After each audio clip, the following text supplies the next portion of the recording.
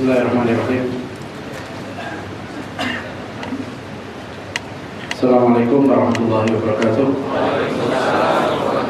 Alhamdulillahirabbil alamin wassalatu wassalamu ala asyrafil anbiya'i wal mursalin sayyidina Muhammadin wa ala alihi washabbihi ajma'in, amma ba'd. Wassalamualaikum warahmatullahi wabarakatuh. Hadirin hadirat rahimakumullah. Kita siang hari ini saya diminta untuk membahas tentang tema liberalisasi Islam di Indonesia. Saya pikir kita sudah sering mendengar istilah Islam liberal, ya. Kalau sekarang ini yang populer Islam Nusantara. Apakah Islam Nusantara itu bagian dari liberalisasi Islam? Sebagian. Jadi yang mengusung istilah Islam Nusantara ini ada banyak elemen. Salah satunya adalah yang mengusung liberalisasi Islam. Nanti saya jelaskan kenapa istilah itu muncul. Ya, karena istilah Islam Nusantara ini ada juga yang bermaksud baik. Kawan saya Ustadz Syamsi Ali di New York misalnya, beliau juga mengusung istilah Islam Nusantara di Amerika. Karena beliau melihat peluang dakwah di Amerika dengan menggunakan istilah Islam Nusantara itu lebih terbuka. Orang sana melihat Islam Arab itu tidak konotasinya negatif, ya, keras. Begitu dimunculkan istilah Islam Nusantara, wajahnya kelihatan lembut, ya, kelihatan soft. Tapi saya tanya sama beliau, maksudnya Islam di Nusantara. Tapi saya sarankan sebaiknya jangan gunakan istilah Islam Nusantara, gunakan aja istilah Islam di Nusantara. Ya, kata beliau sama saja, menurut saya beda, saya bilang. Orang hutan dengan orang di hutan itu beda. Ya. Dia katakan orang Jakarta dengan orang di Jakarta sama nggak? Ya. Tergantung. Ya. Pak Ahok itu orang Jakarta atau orang di Jakarta? Nah itu terserah. Ya kan? Saya nggak ikut campur, saya orang Depok. Jadi sebagian kalau kita baca artikel-artikel tentang Islam Nusantara itu maksudnya baik, ya. Islam Nusantara bukan mengubah ajaran-ajaran pokok, Qurannya sama, sholatnya sama, metodologi tafsirnya sama, hanya beberapa bagian Islam, ya, diwujudkan, diaplikasikan di Nusantara menjadi berbeda, hal yang furu'iyah. Tapi sebetulnya saya tetap mengusulkan sebaiknya istilah itu tidak kita gunakan, lebih safe. Karena kalau istilah Islam Nusantara ini digunakan, ya, nanti Nusantara ini kan banyak, ada yang nggak puas juga, ya, bikin dia Islam Lamongan, ya, bikin Islam Medan, ya, bikin Islam Makassar, ya, Islam Madura, sesuai dengan nama soto.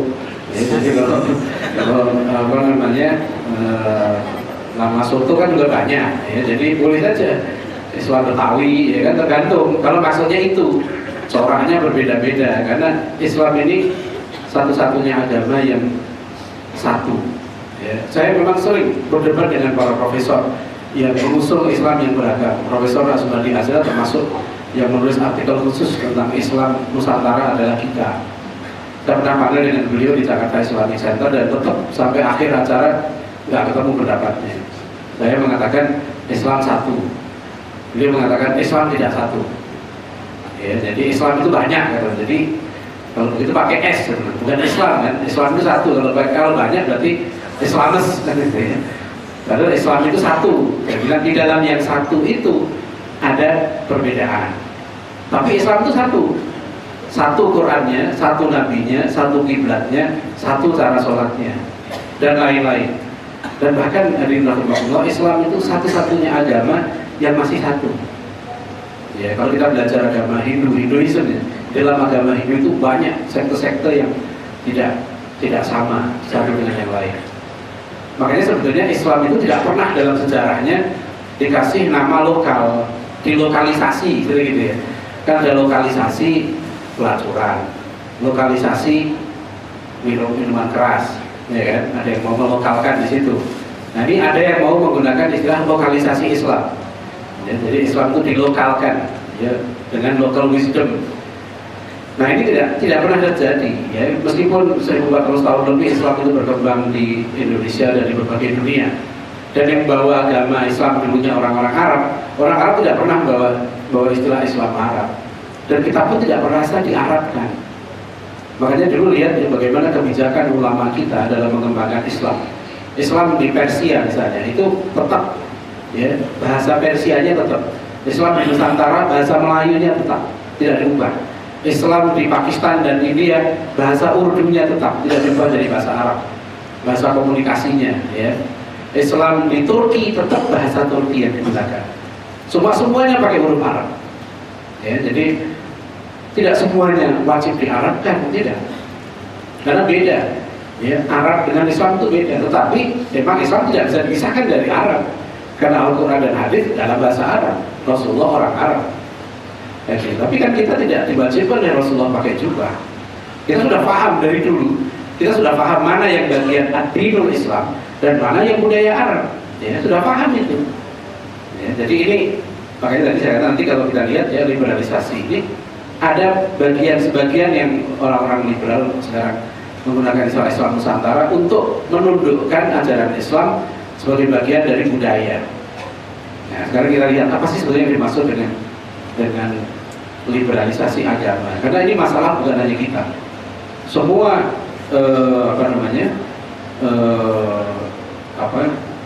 semua agama menghadapi masalah liberalisasi. Liberalisasi ini tantangan global. Dan semua agama, saya ambil contoh di sini dari kalangan Katolik misalnya, Paus yang dulu ya, yang mundur itu sudah punya program khusus. Ya. Dia judul bukunya ini Pope Benedict XVI and His Battle with the Modern World. Ya. Pope Benedict XVI dan peperangannya dengan dunia modern. Liberalisasi ini sebenarnya bagian dari modernisasi, ya, modernity. Makanya kalau kita belajar sejarah pemikiran modern, kita akan selalu menjumpai the challenge of modernity, tantangan modernitas. Semuanya menghadapi tantangan ini. Nah, nanti masing-masing agama memberikan respon yang berbeda. Ya, misalnya kalau kita lihat di sini, ya, Paus ini termasuk yang sangat konservatif. Dia bahkan dulu punya program Battling Dictatorship of Relativism. Dan nanti inti dari liberalisme adalah relativisme, yaitu tidak adanya kepastian, ya, tidak adanya ketetapan di dalam di dalam kebenaran, ilmu pengetahuan tidak ada. Jadi nilai-nilai relatif, ya, relativisme. Sekarang ini dari rahimahullah kita hidup di dalam zaman yang disebut dengan zaman modern atau modernity. Kalau Max Weber mengatakan inti dari modernity itu adalah rationality. Jadi rasionalitas. Jadi dulunya orang itu sebelum modern ya menentukan suatu baik buruk dengan agama, dengan wahyu. Sekarang kalau di era modern nggak lagi, baik buruk nggak ditentukan dengan wahyu, dengan agama, tidak. Yang menentukan baik buruk sesuatu adalah konsensus budaya setempat. Maka relativisme itu ya bisa jadi sekarang baik, besok bisa tidak baik. Ya, jadi satu budaya mengatakan zina itu jahat, di tempat yang lain zina bisa diterima. Jadi itulah mereka tidak ada kebenaran bersama. Ya, tidak ada kebenaran yang tetap. Ya, semua harus tunduk kepada change, ya, pada perubahan. Ya, itu yang disebut dengan liberalisasi. Oleh karena itu kalau kita lihat misalnya ya salah satu buku bahkan bisa dikatakan buku suci, itu buku yang ditulis oleh Harvey Cox. Ini seorang pendeta Kristen di Amerika yang awal tahun 60-an ya menulis buku judulnya The Secular City, ya, Secularization and Urbanization in Theological Perspective. Jadi Harvey Cox itulah yang nanti banyak berpengaruh terhadap pemikirannya Profesor Nurholis Majid di Indonesia. Lalu kemudian tahun 70, ini buku ini terbit tahun 67. Nurholis Majid Januari tahun 70 berpidato yang sangat nanti itu menjadi titik tonggak liberalisasi Islam di Indonesia. Itu pidato Cak Nur tahun 70 itu 3 Januari tahun 70, yang dalam makalahnya Cak Nur sudah menyebutkan perlunya Islam melakukan liberalisasi. Nanti pemikirannya persis, ini yang saya tulis dalam buku saya di Wajah Barat ya, tentang sejarah sekularisasi di Indonesia. Jadi kata dia disarankan kalau Anda wahai orang Kristen, kata Harvey Cox, mau diterima agamanya dalam dunia modern, Anda harus ikut sekuler. Ya, jadi sekularisasi itu sesuatu yang tidak bisa ditinggalkan. Ya, orang Kristen tidak boleh menolak sekularisasi. Ya, jadi ini yang inti dari liberalisasi, sekularisasi. Ya, makanya nanti saya ingin menyebutkan sekularisme ini, ya, liberalisme ini sesuatu yang haram bagi umat Islam. Bukan yang lebih penting, bukan dalam tataran negara, tapi lebih penting dalam tataran dunia. Orang sekuler itu begini, saikulum itu artinya dunia. Saikulum itu dunia. Jadi orang yang berpikir melihat sesuatu hanya berhenti pada aspek dunia di sini dan saat ini. Jadi dia buang dimensi akhirat dan dia buang dimensi ilahiyah.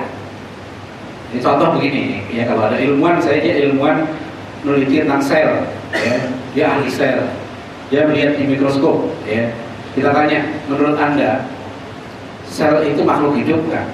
Oh iya, itu makhluk hidup. Kenapa makhluk hidup? Karena sel itu membelah diri. Faktanya sel itu bisa membelah diri, makanya dia katakan sel itu makhluk hidup. Tapi coba sama ilmuwan ditanya, menurut Anda sel itu membelah diri atau dibelah? Adakah kekuatan lain yang membelah sel itu? Nah, ilmuwan yang sekuler, dia nggak sampai, dia berkata, saya nggak sampai di situ. Saya hanya lihat fakta saja. Banjir di Jakarta itu kenapa? Ya karena curah hujan tinggi, resapan kurang, sungai dangkal, solokan tersumbat, nggak ada pohon, banjir, kan begitu. Itu sekuler sampai di situ. Jadi unsur Tuhan nggak ada sama sekali. Ya, kalau orang Muslim ditanya kenapa banjir? Dia gunakan 3 sumber ilmu, termasuk salah satunya sumber wahyu. Karena yang mengantarkan awan itu, hujan itu bukan dengan sendirinya. Kita yakin itu kul la yusibana illa ma kataballahu lana. Nah, itu dia tidak sekuler di situ. Makanya disebut hati-hati ya. Orang yang sehari-hari bekerja di bank syariah misalnya, dia bisa sekuler. Orang yang hidup di dalam negara Islam yang diterapkan syariat ekonominya, dia bisa sekuler. Sekulernya bagaimana? Kalau dia melihat hukum-hukum Islam itu yang diterapkan sebagai hukum positif semata, nggak ada dimensi ilahiyah dan nggak ada dimensi ukhrawi, itu sekuler tuh orang begitu. Makanya seorang Muslim itu meskipun dia tinggal di Amerika tetap nggak boleh sekuler. Ya, tetap dia kalau melihat satu perbuatan harus selalu dilihat dikaitkan dengan dimensi ilahiyah dan ukhrawiyah. Nah, liberalisasi itu membuang aspek ini. Membuang aspek apa namanya? Saya membuang aspek ilahiyah dan ukhrawi itu.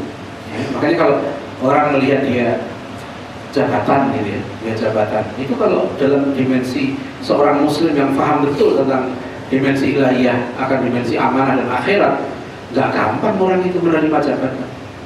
Ya, orang bisa tidak menolak. Ya, saya salut dengan Gus Mus yang menolak sebagai roh Islam NU. Tapi saya nggak tahu alasannya. Tapi itu jarang orang dapat amanah begitu dia menolak, itu jarang. Jarang sekali sekarang ini. Orang ditawarin jadi menteri, terus maaf, saya nggak mau jadi pembantu bapak. Itu kok rasanya saya belum pernah dengar gitu ya, seorang ya, masa jadi pembantu. Ya, mungkin merdeka aja lebih enak daripada itu. Jadi pembantu itu berebut. Nah, kita nggak melihat dimensi itu. Seperti dulu siapa? Imam Abu Hanifah, ya. Dia menolak jabatan menteri, jabatan kepala kodi negara, sampai akhirnya dia dijebloskan ke penjara ya oleh Sultan Imam Abu Hanifah. Dan dia lebih memilih masuk penjara daripada jadi pejabat, ya, karena tanggung jawab akhirat itu. Jadi ini namanya sekularisasi. Kalau di kalangan Kristen, sudah biasa namanya liberal itu sudah menjadi bagian resmi dari agama Yahudi dan Kristen. Jadi kalau kita dalam agama Yahudi gitu ya, ada beberapa sekte, ada misalnya Orthodox Judaism, konservatif Judaism, Reform Judaism, dan ada satu lagi liberal Judaism. Jadi memang nanti pelopor yang liberalisasi agama dari Yahudi. Ya, Yahudi memang karena banyak disebut dalam Al-Quran dan nanti dalam realitasnya dia banyak berperan, termasuk nanti kalau kita lihat sekarang kenapa bangsa Amerika menerima homoseksual. Joe Biden, wakil presiden Amerika, kan sudah berterima kasih. Dia mengucapkan terima kasih kepada tokoh-tokoh Yahudi yang telah berhasil mengubah persepsi bangsa Amerika. Ya, sampai ada joke gitu, orang Indian di Amerika sekarang mau lari dari Amerika, pindah. Lalu dia katakan, dulu waktu Anda datang ke sini benci sama homoseksual ini, ya. Kemudian Anda datang lama-lama, Anda menerima, ya. Dan sekarang bukan hanya menerima, mengesahkan. Nah, saya khawatir nanti Anda akan mewajibkan. Jadi dulunya menolak, kemudian menerima, kemudian melegalkan, ya, kemudian ya dia khawatirnya nanti jangan-jangan lama-lama Anda akan. Nah, jadi kalau yang disebut dengan liberal theology, sebab nanti kalau apa yang berkembang dalam Islam, liberalisasi Islam itu teorinya sama persis, ya, apa yang terjadi pada liberalisasi Yahudi dan liberalisasi agama Kristen. Nah, ini sebenarnya masalah ini sudah menjadi masalah yang serius di Barat, ya. Misalnya liberal Judaism, kalau kita lihat di sini, liberal Judaism ini sudah resmi, jadi ada namanya Yahudi liberal. Makanya ada istilah Islam liberal, itu fotokopi, ya, Islam liberal, Kristen liberal, Yahudi liberal. Maka kalau kita telusuri akarnya dari mana? Dari Yahudi. Nah, ini tokohnya nih, Dr. Abraham Geiger, ya, dia dulu menulis buku berjudul What Did Muhammad Borrow from Judaism? Apa yang Muhammad pinjam dari Yahudi? Ya, ini kelompok homo, karena salah satu isu yang paling kuat sekarang di Barat, ya, dalam liberalisasi agama ini isu homoseksual. Ya, sekarang sudah 21 negara yang mengesahkan perkawinan homo ini. Padahal di dalam Bible jelas sekali, baik Yahudi maupun Kristen itu menggunakan Kitab Imamat pasal 20 ayat 13, ya, yaitu pelaku homoseksual itu harus dihukum mati. Itu jelas. Tapi karena nanti faktor liberalisasi agama, hukum yang begitu jelas di dalam kitab mereka itu pun bisa diubah, ya. Kita lihat nanti. Nah, ini tadi dalam Yahudi, ya, di kalangan Kristen sudah terjadi. Ini masih slide saya lama, saya belum sempat mengupload slide baru. Ini peristiwa yang saya anggap menghebohkan tahun 2003. Yang tengah ini adalah seorang pastor, dia pastor namanya Gene Robinson. Dia bersahabat baik dengan Obama. Nah, ini suaminya, suami atau istrinya. Ini namanya Mark Andrew, ya. Jadi ceritanya waktu itu ini menjadi isu internasional karena tahun 2003 pastor Gene Robinson ini menikah dengan Mark Andrew. Jadi ini suami istri lah gitu. Namanya suami istri.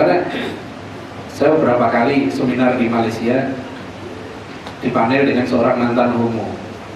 Saya baru tahu dunia homo dari dia. Ya, jadi masing-masing itu ada fungsi, ada peran.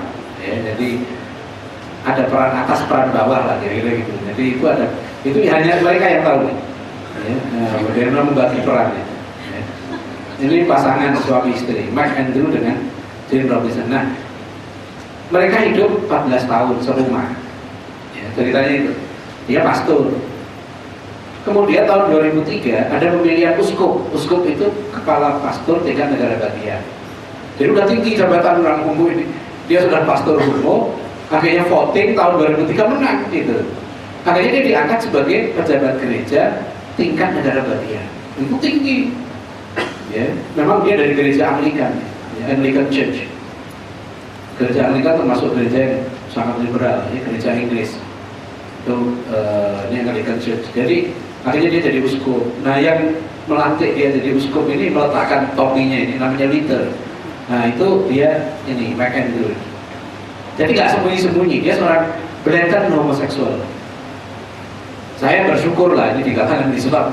Ya, meskipun sekarang sudah ada di Afrika Selatan ada masjid homo, di Perancis kata Tempo waktu itu ada masjid homo. Saya tidak tahu, wartawan Tempo tahu aja di Paris itu ada masjid homo. Padahal orang Perancis sendiri banyak nggak tahu. Ya. Nah ini. Nah di liberal, dan kalau kita lihat di sini ini Kristen ya, ini Katolik, liberal Catholic Church. Jadi kalau di liberal gerejanya pun sudah ada stempelnya, liberal church, gitu, ya. Nah ini lebih jelas lagi, United Baptist, liberal church. Nah ini yang orang liberal dulu di Indonesia kampanye tentang Islam warna-warni. Mereka ingin diakui sebagai anak kandung yang sah dari Islam. Jadi salah satu mazhab namanya mazhab liberal. mazhab liberal. Karena memang di Yahudi dan Kristen sudah ada dan bahkan menjadi nama gereja. Jadi kalau kan mereka nggak bisa sembahyang di mana-mana, ya. Ini sektornya apa? Liberal. Sudah menjadi bagian yang resmi. Nah ini yang sebetulnya ya, berat ya bagi dalam tradisi Islam tidak ada seperti itu. Ya, saya sering menyatakan bahwa Islam itu agama yang unik. Agama Islam ini dibawa oleh Nabi Muhammad SAW, Nabi terakhir yang beliau diutus untuk semua manusia. Wa ma arsalnaka illa kafatan linnas. Makanya sifat dari syariat Rasulullah itu lintas zaman dan lintas budaya. Ya, Islam itu universal. Satu-satunya agama yang kita bisa sholat di mana saja. Kita ketemu masjid ya, sholat. Itu cuma Islam. Nggak bisa itu. Ya, jadi saya 10 tahun di Komisi Hubungan Antaragama di MUI, sering ngobrol bergaul dengan kalangan agama lain. Problemnya di situ. Misalnya orang Protestan, dia mau sembahyang di gereja lain, tidak bisa. Karena ritualnya akan beda. Orang Buddha saya tanya, bisa nggak Anda pindah-pindah vihara? Nggak bisa. Apakah kalau Anda sembahyang ini ada contohnya, ada apa namanya, ada panduannya dalam kitab suci? Tidak ada. Sedangkan kita orang Islam, kemana saja kita pergi di masjid sama sholatnya dan nggak pernah berubah. Ya. Tahun 2010 waktu di Mahkamah Konstitusi saya katakan, coba bayangkan orang Islam dari dulu sampai sekarang, tahiyat saja tidak berubah. Kita bisa mengatakan orang Islam itu sesat, mudah, nggak usah pakai dalil kekuasaan. Orang Islam dari dulu untuk pakai air. Kalau nanti ada orang Islam ngaku Islam untuk pakai oli, nah, itu bisa bertanya, kamu aliran apa ini kan gitu. Tahiyat itu pakai jari telunjuk, nggak pernah berubah. Kalau Anda menemukan satu orang Islam sholat, ya, dia nggak pakai jari telunjuk, laporkan ke saya. Ya, saya sudah survei ke berbagai negara dan saya nggak menemukan satu orang Islam pun yang sholat yang dikeluarkan tahiyat tidak jari telunjuk. Ya, silahkan dicek. Ya, nggak ada. Sampai kita tuh debat masalah kecil, ya kan? Begini-begini, ya, atau yang begini, Allah begini, ada yang agak lemes sedikit, ya, gitu. Dan macam-macam. Jadi semua itu nggak ada perbedaannya. Jadi ini bukan kecil. Coba orang Islam rukuk, ada nggak rukuk tidak rukuk ke depan? Silakan cek. Ada. Ya. Mungkin kita merasa ini biasa, padahal itu tidak biasa. Itu satu-satunya agama. Ya, faktanya yang ibadahnya dijaga Allah sampai kiamat itu Islam. Ya, kita tuh dikaruniai Allah yang namanya uswatun hasanah. Satu-satunya agama yang kita punya contoh yang lengkap itu cuma Islam. Kita gampang. Kenapa kamu sholat begini? Rasulullah begitu sholat. Kenapa kamu dagang begini? Rasulullah begitu. Kenapa kamu tukar-menukar falas begitu? Rasul contohnya begitu. Kenapa kamu masuk kamar mandi kaki kiri gitu duluan? Kenapa? Rasul contohnya begitu. Kenapa kamu di kamar mandi tidak joget? Nggak boleh sama Rasulullah. Kan itu aja gampang. Ya. Jadi kenapa kamu bangun tidur begini? Contohnya Rasulullah. Lengkap. Maka kana lakum fi Rasulillahi uswatun hasanah. Maka secara ajaran agama Islam tidak mungkin bisa diliberalkan. Ya, secara ajaran Islam nggak bisa. Orang-orang itu mau jungkir balik, mau meliberalkan Islam, nggak akan bisa. Mereka aja yang akan liberal sesat sendiri. Tapi kalau ad-dinul Islam tidak mungkin bisa diubah. Ini sudah dijamin oleh Allah. Karena Al-Quran dan Rasulullah juga berubah. Ya. Jadi kita dikaruniai Allah contoh yang abadi, the living model, model yang selalu hidup. Bayangkan ya, Rasulullah itu hidup di abad ke-7 di tengah padang pasir. Budayanya sangat beda dengan kita. Kita nggak pernah mengatakan bahwa kita beda budaya dengan Nabi, nggak ada. Ya, kita nggak pernah. Ya, mengkaitkan faktor budaya dengan ad-dinul Islam. Islam bukan anti budaya, Islam menerima. Ya, budaya-budaya yang tidak bertentangan. Ya, bahkan budaya-budaya lokal yang baik itu diisi dengan nilai-nilai Islam. Ya. Jadi sekarang orang Barat, saya masih cerita bagaimana liberalisasi di sana membuat mereka bingung. Ya, tapi ini nggak usah ditonton ya, yang belum umur 17 tahun. Ya, banyak di internet tentang Christian nudis. Jadi gereja-gereja telanjang itu sekarang berkembang. Ya, pastornya, jemaatnya telanjang semua. Ya. Menurut mereka itu asli. Jadi apa namanya, lebih dekat dengan Tuhan. Ibadah nggak pakai pembatas lain, ya, dengan Tuhan. Jadi Christian Nudist Convocation. Juga misalnya akibat liberalisasi agama di sana, itu berkembang juga sekarang namanya Satanic Church, ya, gereja setan. Nah, ini rajanya, raja setan. Diabolus Rex. Rex itu raja kalau bahasa Latin, kalau Ratu Regina. Kalau di Bogor ada sekolah Regina Pakis. Ya. Pakis itu dari Pax, Pax itu artinya perdamaian. Kalau Pakis itu genitif, jadi Regina Ratu, ya, the Queen of the Queen of Peace. Ya, Regina Pakis itu Queen of Peace, ya, Ratu perdamaian. Kalau diabolical scripture itu kitab setan. Diabolus ini artinya diabol itu setan, setan. Jadi ini raja setan. Diabolus raja setan. Ini berdiri Satanic Church. Ya, dulu sempat masuk ke Indonesia tahun 80-an, sekarang menghilang. Ya, ini liberalisasi. Kalau kita lihat dulu ada yang menggambarkan ritualnya Lady Gaga. Tari-tariannya itu mirip begini. Ini satanic ritual. Ada tarian setan, ritual setan. Nah, itu ada. Makanya ini disebut dengan Satanic Bible. Kalau sekarang lihat dulu waktu Metallica konser di Jakarta, Detik memuat ada gambar Kijang Innova, di belakangnya ditulisi dari Bandung D, ya. Itu kan ditulisi rombongan jemaah haji Metallica kloter 666 waktu gitu kan. Saya waktu mau gugat tuh, ini penghina itu, dan dia tahu ini kloter setan, karena ciri dari Satanic Church itu simbol 666. Ya, 666 itu kalau nggak sadar mungkin dia nggak tahu ya, 666 itu simbol, ada beberapa gambar gereja setan itu biasanya salibnya terbalik begini, ya, jadi salibnya di bawah, terus 666 gitu. Itu kloter 666 kloter setan itu. Ya, malah di saya kan Metallica waktu itu gitu, ya. Ini rombongan jemaah haji Metallica, kloter setan. Ya ini. Ada seorang pendeta yang rajin nulis, namanya Herdiato, nulis judul buku gereja pada pokok. Kan ini menceritakan bagaimana babak belurnya agama Kristen di barat akibat liberalisasi.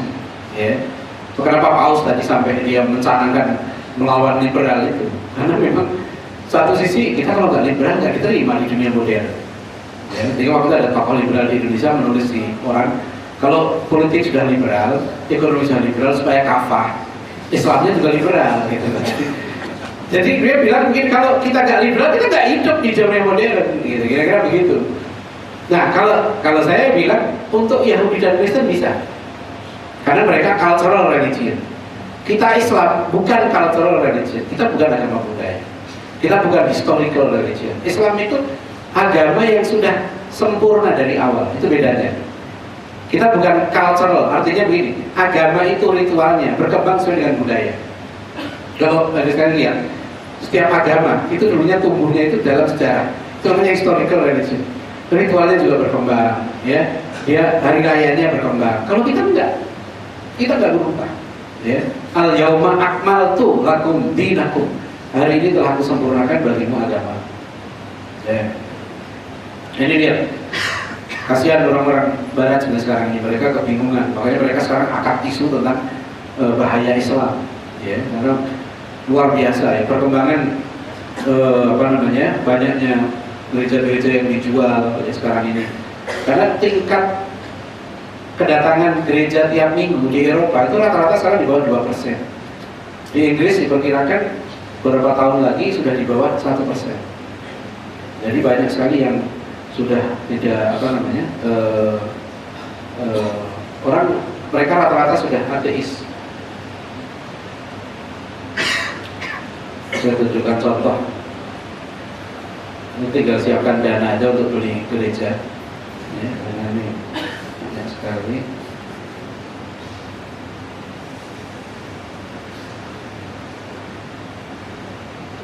Ini contoh gereja-gereja yang dijual.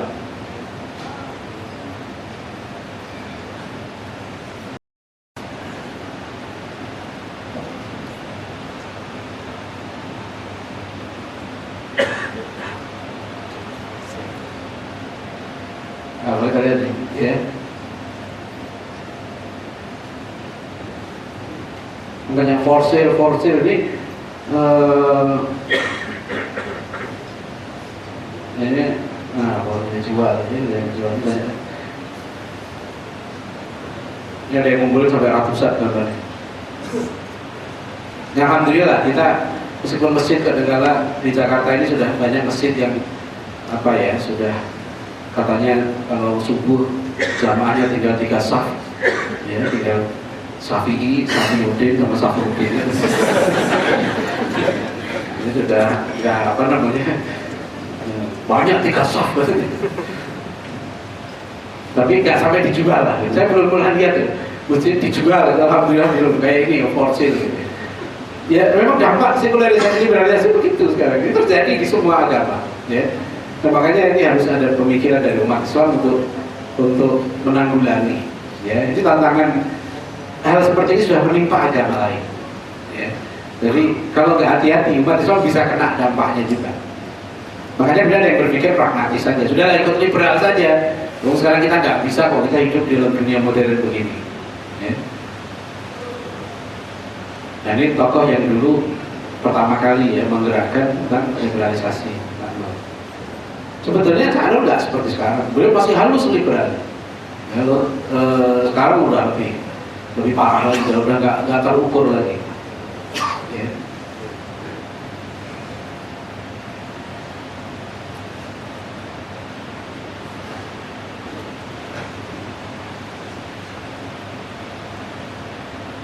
Nah, liberalisasi ini disokong misalnya oleh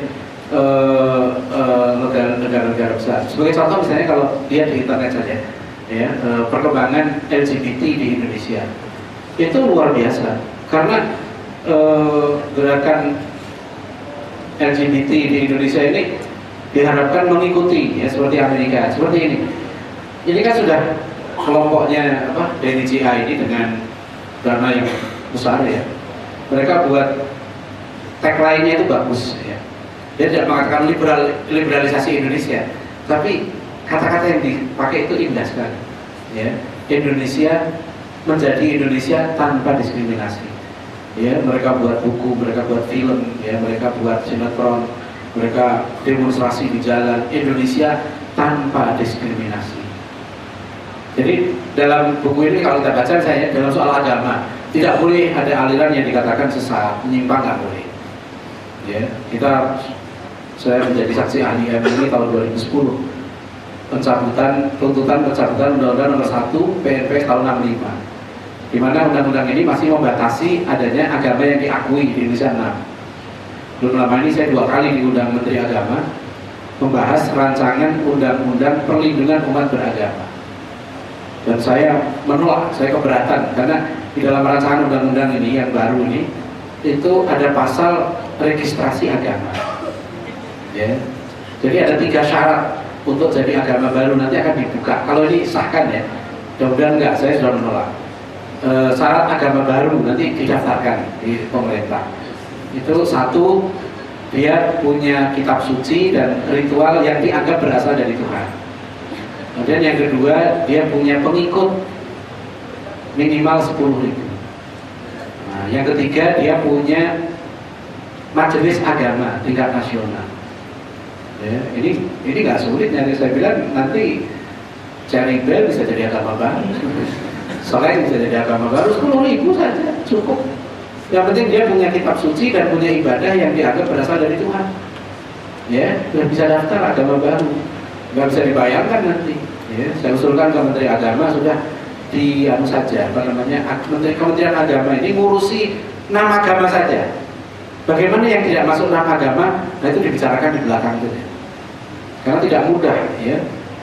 Di agama-agama yang mengaku lokal saja, agama lokal, indigenous religions, itu ada ratusan jumlahnya yang siap mendaftar. Waktu di Mahkamah Konstitusi datang dari Jawa Barat, ya, satu kelompok namanya Rahayu. Ya, jadi dia mau jadi agama rahayu. Ya, datang itu dengan kelompoknya langsung mengucapkan salam, rahayu. Pengikutnya bilang rahayu. Nah, kelompok lagi datang lagi, agama baru lagi. Sampurasun, rampes. Dulu saya dengar ini di sandiwara radio. Sekarang jadi rupanya itu salam dari satu agama lokal namanya. Nah ini yang sekarang dihidupkan dan mereka nggak main-main. Mereka sudah buat program S2, S3 lintas agama di UGM. Saya tunjukkan, sudah alumni-alumninya sudah jadi doktor, master dan jadi dosen lintas agama di berbagai perguruan tinggi. Jadi negeri kita betul-betul begini ya, jadi tanpa diskriminasi. Juga salah satunya di sini tanpa diskriminasi gender. Gak ada beda laki-laki perempuan lagi, harus disamakan. Gak ada beda lagi antara karena memang di barat begitu. Di barat kan sistemnya laki-laki perempuan, kan nggak ada kepala rumah tangga laki-laki, nggak ada. Makanya orang barat kalau kawin nggak pakai wali, gitu. Jadi perempuan bisa menikahkan dirinya sendiri karena kalau anak umur 18 tahun dia sudah dianggap dewasa. Masing-masing dia ngurus dirinya sendiri. Nah itu bedanya dengan sistem sosial Islam. Dalam sistem sosial Islam, perempuan itu tetap menjadi tanggung jawab walinya. Makanya ketika menikah, wali kan yang menikahkan. Nah sistemnya udah beda dengan sistem di barat. Ya. Sayang kalau kita lihat sistem sosial di barat itu sekarang menimbulkan kebingungan mereka sendiri karena sekarang begitu perempuan sampai mereka punya hak, namanya hak kedaulatan atas alat-alat reproduksi. Jadi suami itu nggak boleh loh ngatur istrinya. Kamu harus punya anak, nggak boleh itu. Itu tergantung istrinya. Kalau mau punya anak, ya punya anak. Nggak mau, Anda nggak boleh ngatur ada siapa. Ya gitu. Suami nggak boleh. Saya waktu anak saya ke-7 lahir, itu kan harus operasi sesar. Nah, saya menghayati di situ. Sudah 3 kali istri saya sesar, yang ketiga itu kan harus izin. Saya tahu kalau di barat nggak begini nih. Jadi kan untuk sesar aja harus suami kan. Yang untuk saya KB harus izin suami. Di sana nggak ada. Ini yang sekarang belum berhasil mereka perjuangkan di Indonesia. Kedaulatan perempuan atas alat-alat reproduksi. Ya. Sekarang mereka bingung karena pertumbuhan penduduknya minus. Jepang sudah minus. 2 tahun lalu sudah 200.000 per tahun. Jadi yang mati lebih banyak daripada yang lain. Jerman sudah minus 1,7%. Jadi orang Jerman itu sudah dikasih insentif, kalau teman saya yang kuliah di sana. Hamil ada insentif, lahir dikasih insentif. Merawat anak, ya ada tunjangan negara. Coba bayangkan. Ya, jadi yang belum kawin-kawin ini ke Jerman aja.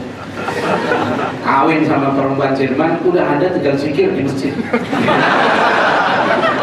Gak usah, insya Allah ya. Dicari tuh yang begitu. Ya. Yang penting nekat aja di sana. Supaya gampang main bola dulu di sini. Ya, insya Allah bentar lagi PSSI main. Ya. Jadi mereka juga bingung sekarang. Ya, dengan sistem sosial mereka drop. Ya, itu. Saya kadang-kadang baca lucu. Ini ada beritanya, perda bernuansa agama berkurang. Jadi orang-orang liberal takut banget kalau peraturan daerah itu diatur oleh agama. Jadi sampai ada yang bilang perda berbau syariah. Sebelum kebangetan, baru bau aja udah nggak mau gitu. Perda berbau syariah. Ini benar orang Islam. Ya, benci banget. Karena saya pernah panel dengan dosen fakultas syariah. Ini dosen fakultas syariah, dia benci banget sama syariah. Ya, ini luar biasa. Jadi bernuansa agama. Dan kalau Anda nggak mau diatur agama, jadi mau diatur oleh siapa? Ya. Kadang saya panel dengan mereka bilang, kalau agama ngatur, syariat ngatur, nanti menimbulkan masa kita dipaksa menjalankan agama itu sukarela. Namanya hukum itu kan nggak sukarela. Gimana hukum sukarela? Ya, Anda itu kalau diatur sama polisi itu mau. Kan mereka mempersoalkan, ada perda misalnya mewajibkan anak sekolah itu berjilbab, gitu. Itu dipersoalkan. Ini memaksa. Dan Anda dipaksa pakai helm aja mau sama polisi. Gitu. Kenapa Anda nggak bilang, Pak polisi ini kan kepala saya, kenapa Bapak ngurusi kepala saya? Mau pecah mau enggak kan urusan saya. Kok Bapak ngurus? Tapi begitu aja disuruh pakai jilbab, nggak mau, dipaksa. Tapi dipaksa polisi mah. Jadi ini nggak konsisten. Kalau mau konsisten liberal, jadilah liberal. Ya. Ada orang liberal bilang begini, beragama yang baik itu beragama yang tawadu, tidak suka menyalah-nyalahkan yang lain. Saya ditanya wartawan, gimana? Saya bilang, lah dia nyalah-nyalahkan. Kan dia menyalahkan yang menyalahkan. Saya bilang, kalau dia liberal, gitu loh. Baru ada liberal sejati. Ya, jadi itu dia tidak.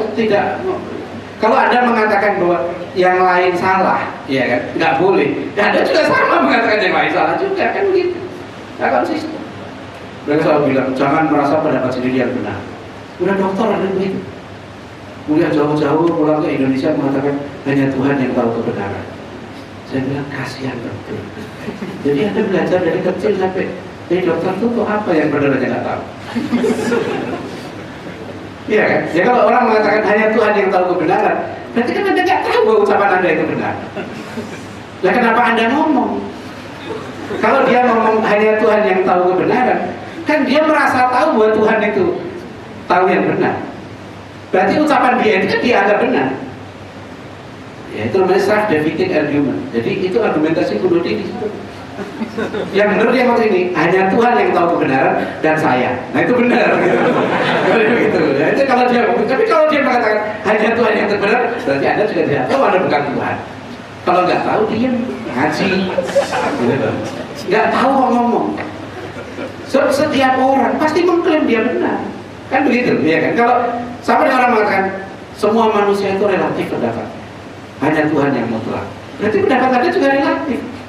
Pendapat Anda yang menyatakan semua manusia relatif itu pun juga relatif.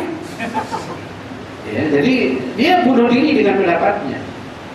Memang nggak usah terlalu serius kalau ada liberal. Nanti dia bingung sendiri.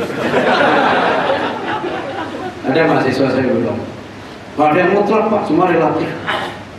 Saya bilang, ini mutlak dong. Kalau saya bilang ini air, ya semuanya sepakat kan ini air. Nggak mungkin ada yang bilang ini monyet. Jadi warna putih semua sepakat. Dia bilang bisa aja Pak satu ketika nanti putih itu disepakati biru. Oh iya, gitu ya. Jadi saya tanya deh, menurut pendapat kamu, kalau kamu nanti mau melamar calon istri, tanya sama mertua kamu. Calon mertua nanya nih, menurut pendapat kamu ya, kamu laki-laki itu mutlak atau relatif? Enggak berani dia bilang relatif, kalau itu mutlak katanya. Makanya coba kamu jawab. Menurut pendapat saya laki-laki itu relatif. Coba. Enggak berani juga. Ya, jadi itu mutlak. Ini sudah pasti. Pendapat manusia itu ada yang mutlak, ada yang relatif. Jangan dibandingkan dengan Tuhan. Kalau Tuhan itu maha mutlak, itu bukan wilayah kita. Tapi kita dikaruniai akal yang bisa sampai pada kebenaran mutlak. Kalau nggak ada kebenaran mutlak, nggak ada ilmu. Kalau nggak ada ilmu, kita nggak bisa masak. Ada ilmu kuliner itu karena kita sepakat rasa cabai itu pedas. Kan gitu, kita sepakat garam itu asin. Kalau orang liberal atau dulu sebut kenal sofis, mereka mengatakan garam tidak mesti, tergantung lidahnya. Jadi api rasanya gimana? Tergantung. Cabai gimana rasanya? Tergantung mulutnya Pak. Kalau mulutnya sakit, ya nggak terasa. Kalau mulutnya sehat, pedas. Madu rasanya gimana? Kalau mulutnya sehat, manis. Kalau mulutnya sakit, itu tergantung mulut. Makanya ada ulama bilang itu orang sofis begini, nggak bisa diajak diskusi. Ya, itu nggak bisa diselesaikan dengan kata-kata, itu diselesaikan dengan sepatu. Maksudnya langsung dipraktekkan. Kalau ditanya, cabai rasanya gimana? Nggak mesti. Nah, ambil sambal, masukkan mulutnya. Nah, gimana rasanya? Nggak mesti. Ya udah rasain. Rasanya ditempelin gimana? Tergantung orangnya. Nah, rasanya api gimana? Tergantung. Ya sudah, ambil api, colokin. Ya gimana rasanya? Nggak mesti. Ya sudah, rasain. Dulu ulama kita menyebut ini golongan sufastoiyah. Ya, dibagi 3. Ya, sampai Imam An-Nasafi menulis kitab Aqaid Nasafiyah. Haqaiqul asya'i tsabitatun wal ilmu bihi mutahaqqiqun khilafan li sufastoiyah. Dan sufastoiyah ini golongan yang begini, tidak mengakui kebenaran mutlak. Ya, hati-hati dikit ada sekarang ini kalau di pendidikan kita sekarang mengajarkan begini. Ya, zina gimana? Nggak mesti. Ya, nggak ada, zina itu terlarang. Jadi ini perkembangan LGBT saya di Indonesia, kampanye perujukannya itu Orang Indonesia sekarang. Jadi sebelum Amerika disahkan di Jogja sudah ada namanya Yogyakarta Principles. Tahun 2006 pakar-pakar HAM internasional berkumpul. Ini ada pakai jilbab juga. Ya, mengkampanyekan ini. Prinsip Yogyakarta. Isinya sih indah banget ya, coba kita baca ya. All human beings are born free and equal in dignity and rights. All human rights are universal, interdependent, indivisible, and interrelated. Sexual orientation and gender identity are integral to every person's dignity and humanity and must not be the basis for discrimination or abuse. Jadi kalau orang yang, ini hati-hati ya, kalau Anda sudah punya anak, kalau anak kita belajar dari SMP ya, itu sudah mulai dikenalkan dengan HAM, ya, hak asasi manusia, ya, ini yang dan masuk sekarang di ini buku Homosexuality in Islam. Jadi ada dalilnya juga, ya, jadi dia pakai Quran, hadis juga, tapi ditafsirkan lain.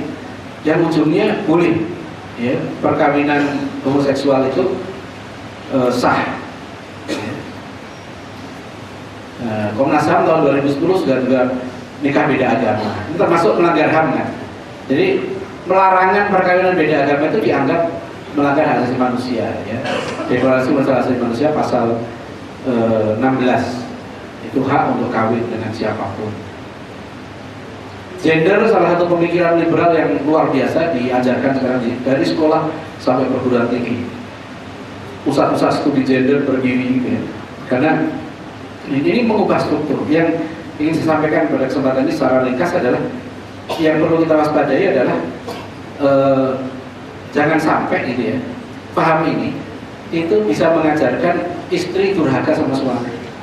Sebab di dalam ajaran Islam salah satu yang penting dipesankan Rasulullah SAW itu adalah ketaatan istri pada suami. Itu masih tetap, ya.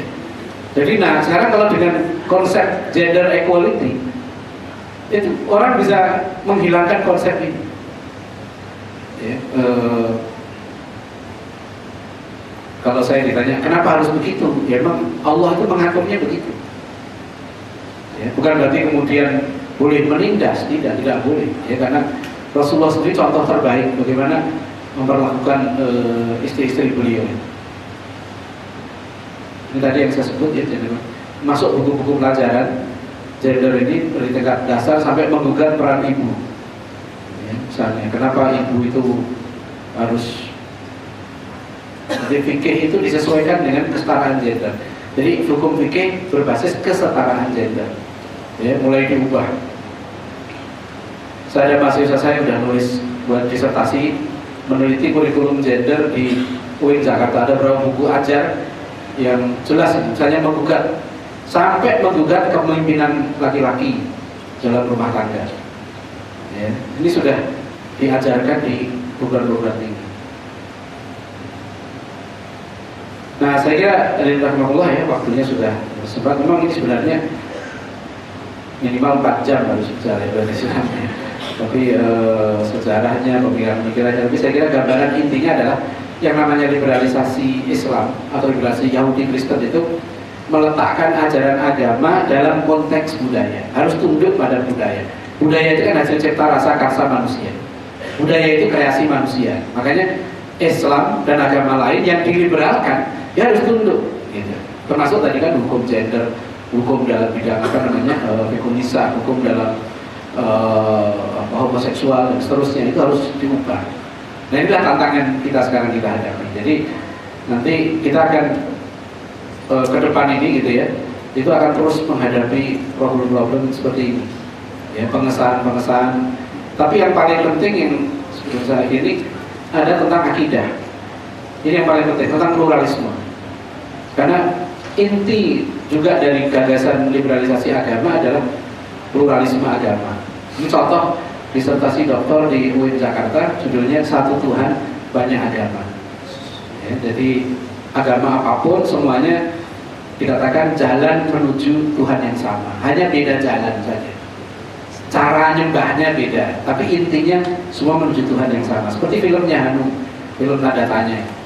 Tokohnya di situ mengatakan agama-agama ini jalan setapak yang berbeda-beda menuju satu tujuan, yaitu agama, yaitu Tuhan. Nah, sekarang tidak ada juga pendidikan agama berwawasan multikultural ini melalui pendidikan. Nah, ada juga sekarang buku ini Kementerian Agama mengeluarkan buku panduan integrasi dan multikultur, ya. Isinya ini pluralisme juga. Baik, dari Rasulullah inilah ya dalam pluralisme agama. Sebetulnya Majelis Ulama sudah mengeluarkan fatwa, tapi sudah 10 tahun ini tidak mudah ya, karena ini paham yang didukung oleh dunia internasional ya. Jadi setiap agama, terutama Islam, sekarang menghadapi tantangan yang cukup berat. Saya kira demikian. Mohon maaf kalau ada kekurangan. Bila taufik wal hidayah. Assalamualaikum warahmatullahi wabarakatuh. Jazakallahu khairan Dr. Adian. Misalkan bagi para jemaah kita buka satu sesi tanya jawab apabila ingin bertanya dari ikhwan atau akhwatnya. Oke, mungkin bisa bertanya. Nah, bagaimana cara bagi kami, bagi saya orang yang awam tentang untuk membentengi diri dari derasnya arus liberalisme ini di zaman yang begitu cepat media, begitu cepat sosial media dan sebagainya. Ya, kewajiban kita semua dalam ayat Al-Quran jelas ya, surat At-Tahrim ayat 6. Ya ayyuhalladzina amanu qu anfusakum wa ahlikum nar. Jaga dirimu dan keluargamu dari api neraka. Itu fokus kita di sini. Karena nanti itu akan diminta pertanggungjawaban. Jadi kita nggak diminta menjaga presiden kan? Ya, qu anfusakum wa ru'isa daulatikum nar kan? Ya, tapi kita kalau presiden nanti wajib kita kasih nasihat. Tapi kalau keluarga, kita dan keluarga, memang ayatnya jelas. Jaga dirimu dan keluargamu dari api neraka. Ibnu Abbas radhiyallahu anhu menafsirkan ayat ini, beliau menjelaskan maknanya adribuhum wa allimuhum. Ya, supaya nggak masuk neraka, didik keluargamu adab, didik keluargamu ilmu. Ya, jadi jadikanlah anak-anakmu orang yang beradab dan berilmu. Itu kuncinya.